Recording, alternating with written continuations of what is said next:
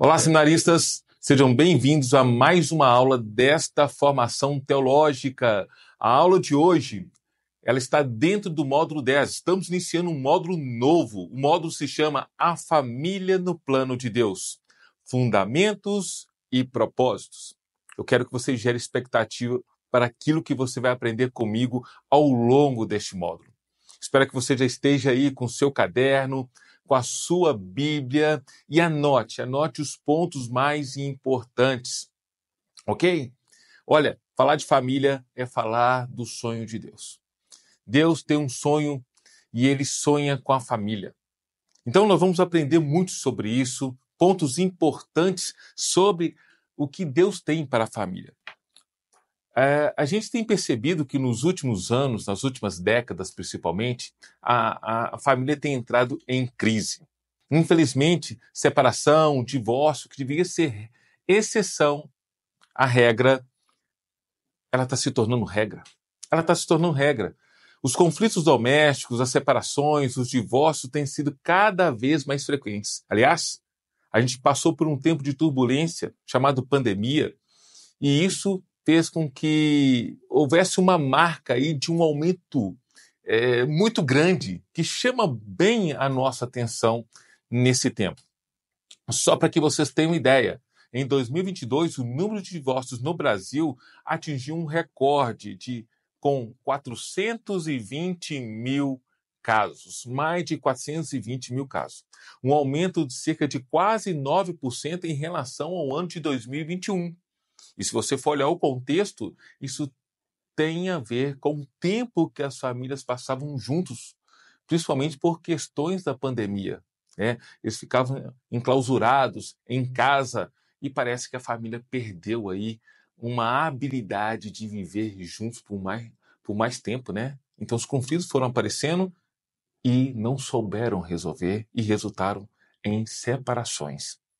Mas nós que somos do reino, nós estamos nos colocando junto com o Senhor para servir ao Senhor e instruir essas famílias, essas pessoas a perseverarem, a saberem aí, a se colocarem em uma posição de resolução dos conflitos.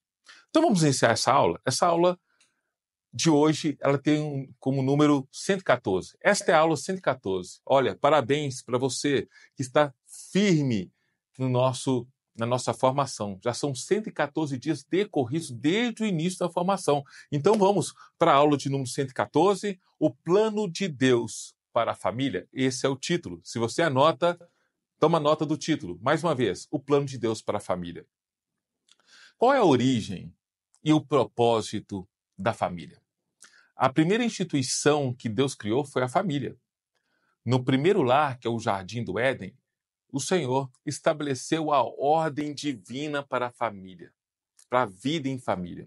O ambiente, deu instruções específicas para os primeiros administradores do lar, que é Adão e Eva, para que eles fossem obedientes e férteis, se multiplicassem e exercessem o domínio sobre todo o ambiente, sobre toda a terra. Deus organizou a família e definiu autoridade e propósito antes de dar a lei, antes de enviar o seu filho à cruz. Deus definiu para Adão e Eva um lugar onde a segurança, a fartura são realizados pela sua presença, com base na verdade, com base na vida, com base no coração. A família não é uma invenção humana. Ela nasce no coração do próprio Deus. E em Gênesis 2, no verso 18 até o 24, nós vemos o Criador formando a mulher e instruindo o casamento como uma união sagrada, plena de sentido e propósito. Só para você ter ideia, Gênesis 2,18 diz assim: Disse o Senhor Deus, não é bom que o homem esteja só. Farei para ele alguém que o auxilie e lhe corresponda. Deus estabeleceu o casamento como um vínculo de comunhão. Anota isso. Deus estabeleceu o casamento como um vínculo de comunhão, cooperação e multiplicação. A família surge como o primeiro ambiente de formação humana, emocional, espiritual e social, pois é nela que aprendemos o amor, a obediência, o perdão e o serviço. O casamento bíblico é mais do que uma cerimônia ou contrato, é uma aliança. Uma união que envolve votos, compromisso e responsabilidade diante de todos. A aliança não tem emenda. Se você olhar aqui, eu tenho a minha aliança de casamento. E ela não tem emenda. Ela é única, ela é inteiriça. Esta é um exemplo de como temos uma aliança com o nosso Senhor. A palavra de Deus nos mostra que a vida de uma só carne começa a existir quando casamos. Quando casamos. Gênesis 2:24 diz assim: por essa razão o homem deixará pai e mãe e se unirá à sua mulher, e eles se tornarão uma só carne. Nesse verso, a palavra uma aqui encontrada, ela no hebraico significa echad e transmite o sentido de unido, composto ou ligados. O uso de uma ou revela a unidade de Deus na diversidade. Quando o homem casa com uma mulher, eles têm pensamentos, atos, atitudes e uma cultura diferente da mulher. E aí, ela, por sua vez, a mesma coisa. Então, eles têm uma diversidade. E eles se unem. E Deus está presente nesta diversidade. Então, os dois são um no Senhor. Então, essa aliança exige fidelidade, exige amor sacrificial e perseverança. Em tempos de instabilidade emocional, por exemplo, e relativização de valores, a palavra nos chama a honrar os votos matrimoniais com temor e amor. O homem não deve diminuir a mulher, fazendo-a desaparecer para que os dois se tornem um. E a mulher não precisa se anular para que os dois se tornem um. Os dois precisam manter suas personalidades singulares, sua sexualidade e suas qualidades de alma. Agora guarde isso no seu coração. Eva foi criada para ser uma peça que faltava na vida de Adão. O casamento surgiu a partir de uma necessidade básica de companheirismo e complementação. No plano de Deus, o casamento foi instituído para que duas pessoas pudessem viver completando uma a outra. Olha o que diz Eclesiastes 4, no verso 9 a 10. É melhor ter a companhia do que estar sozinho, porque maior é a recompensa do trabalho de duas pessoas. Se um cair, o amigo pode ajudá-lo a levantar-se, mas pobre do homem que cair e não tem quem o ajude a levantar-se.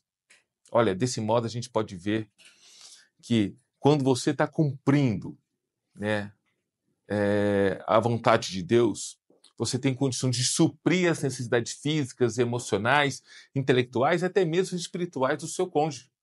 Vocês estão sendo um, o echad no hebraico, um em Deus. E quando você não supre a necessidade do seu cônjuge, você está sozinho, como se fosse um solteiro. E a vida a dois, a vida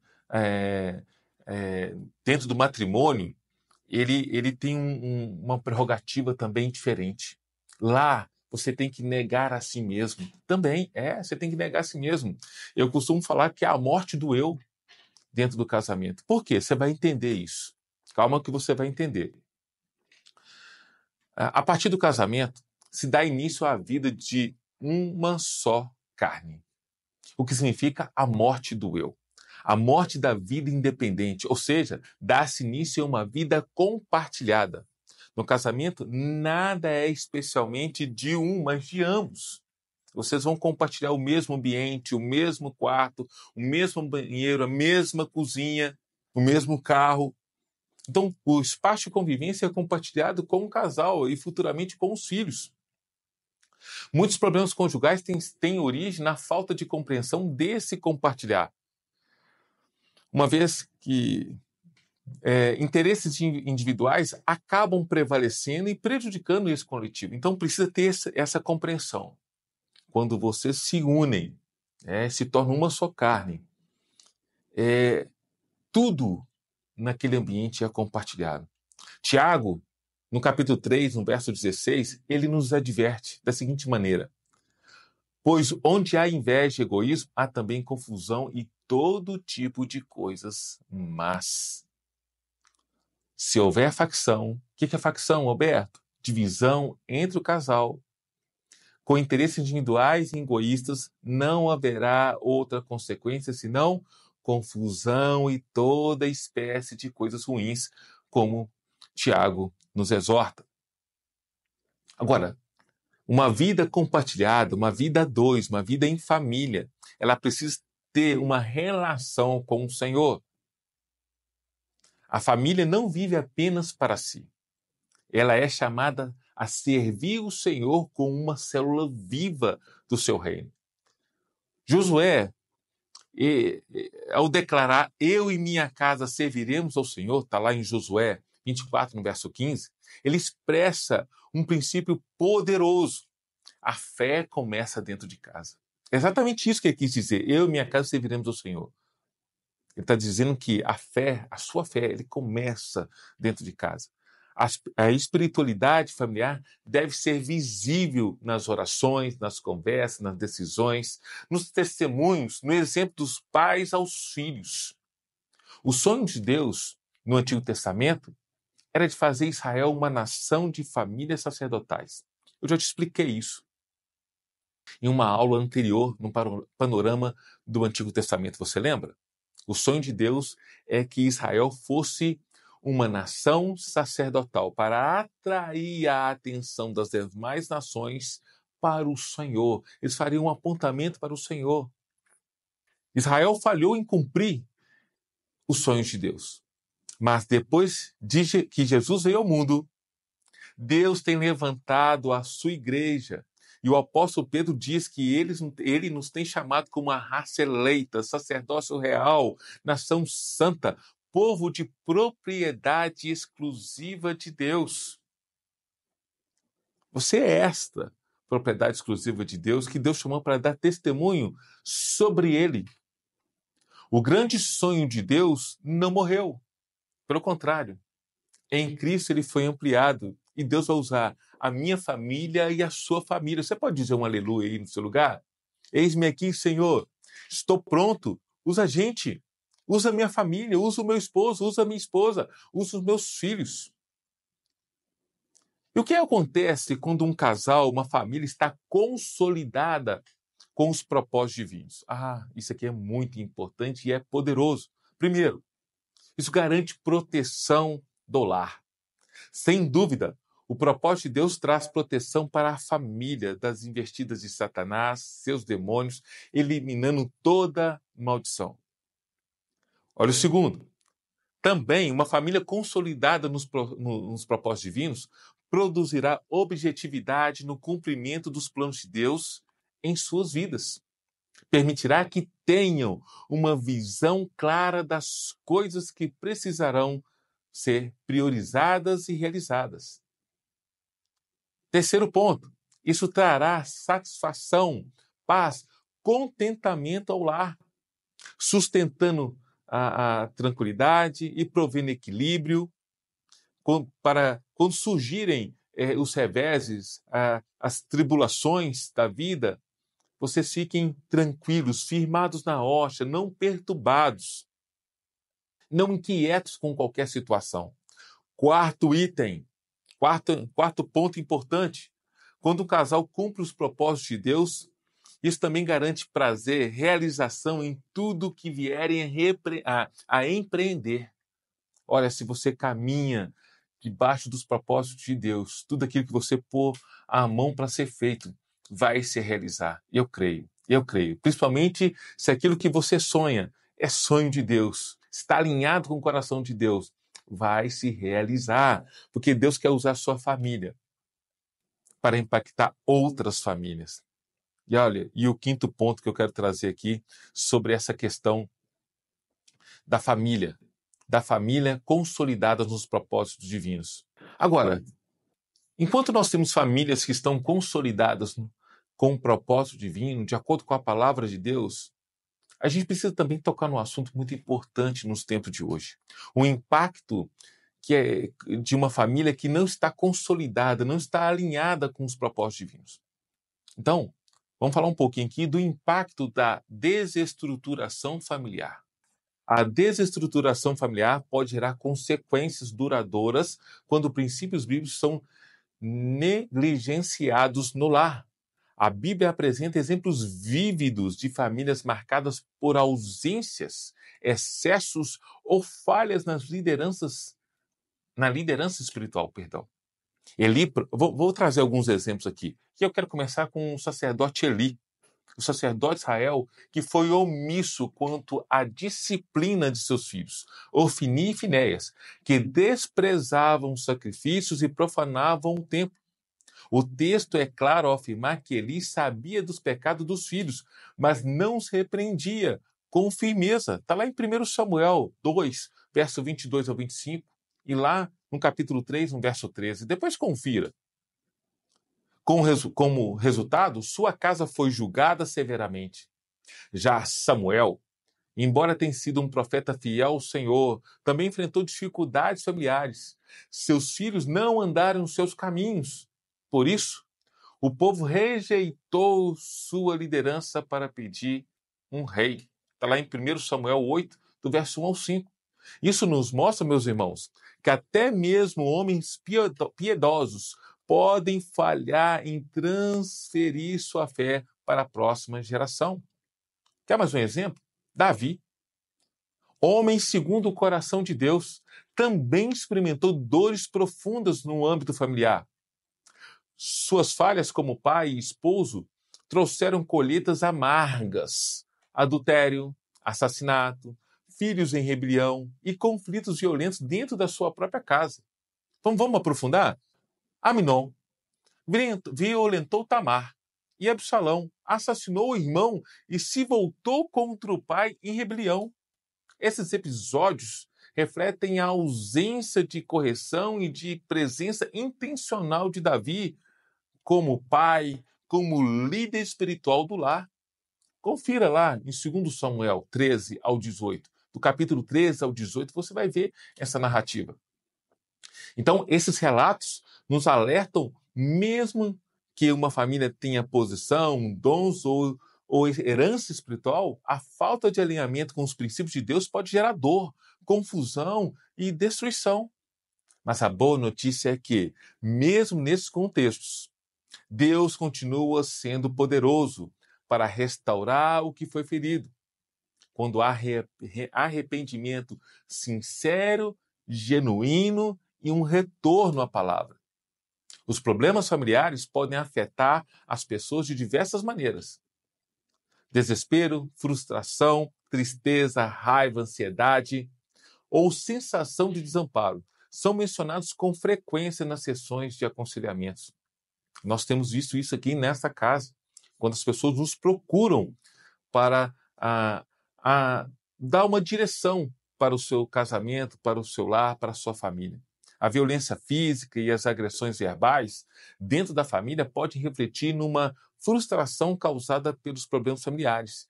E, às vezes, mais de um membro se afasta fisicamente ou tenta escapar dos problemas com a ajuda do álcool ou das drogas. A imoralidade sexual, os desajustes, o negativismo, a delinquência, o baixo rendimento escolar, a depressão, o afastamento psicológico, as quebras de comunicação, o declínio do desempenho profissional, a indecisão profissional e até mesmo o incesto têm sido apontados como consequência de tensões, desestruturação familiar. Meu irmão, você aí, seminarista, absorvendo essas informações. Porque Deus, se já não tem levado, Ele vai levar pessoas para que você dê uma direção segundo a palavra, para que a vida deles retornem e cumpram o propósito que Deus tem para cada uma delas. Você está preparado? Você precisa estar bem fundamentado na palavra. E antes mesmo de ajudar o outro, o próximo, você precisa olhar para dentro da sua casa, do seu lar. Nós precisamos fazer isso constantemente, eu e você, para que a nossa família esteja alinhada e pronta para servir aos propósitos divinos, inclusive cuidar de pessoas.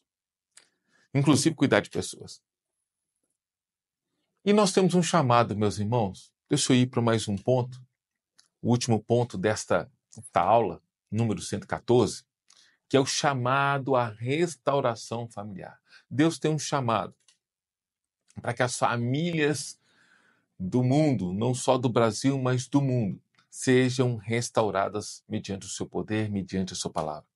O Deus que criou a família também é poderoso para restaurá-la. A graça de Deus é suficiente para reconstruir lares quebrados, curar feridas antigas e renovar alianças esquecidas. Malaquias, no capítulo 4, verso 6, ele vai dizer o seguinte: Ele converterá o coração dos pais aos filhos e o coração dos filhos aos pais. Deus ele é poderoso para tocar cada coração e quebrantar de tal forma que um se volte para o outro e se arrependam, libere perdão, para que haja o pedido de perdão. Deus pode fazer grandes coisas nos lares. Eu acredito. Você acredita? Se você acredita, escreva aqui na barra de comentários aí. Interaja com a gente. E isso é importante até para quem estiver assistindo essa formação, estiver passando por alguma situação, para que ele possa crer nessas verdades. Deus proporcionou o meio e as ferramentas para edificarmos nosso casamento de acordo com o plano original, para não permanecermos conformados ao padrão desse mundo. E o padrão desse mundo é ter uma forma. Nós não podemos entrar na forma desse mundo, mas nós temos que estar alinhado com os propósitos de Deus, que está aqui, ó, na palavra, na sua palavra. Esta aqui é a nossa base, esta é a nossa base. Então entenda que restauração começa com arrependimento, perdão e um retorno sincero à palavra. Eu já disse isso no início dessa aula. Então não importa o histórico de uma família, em Cristo há redenção e recomeço. Quero trazer um exemplo prático para você. Uma família que decide recomeçar em Cristo, mesmo depois de muitos erros, pode ser um instrumento de salvação para outras famílias. Sim, um testemunho. A transformação é possível e ela começa com um passo de fé. Um passo de fé. E assim eu quero terminar a aula de hoje. E eu quero relembrar aquilo, em poucas palavras, sobre o que nós vimos. Nós falamos que a família foi criada por Deus e carrega um propósito eterno. A sua família carrega um propósito eterno. O casamento é uma aliança séria e sagrada, uma aliança irrevogável, indissolúvel, refletindo a fidelidade divina. A família é chamada a viver em aliança com Deus, como extensão do seu reino.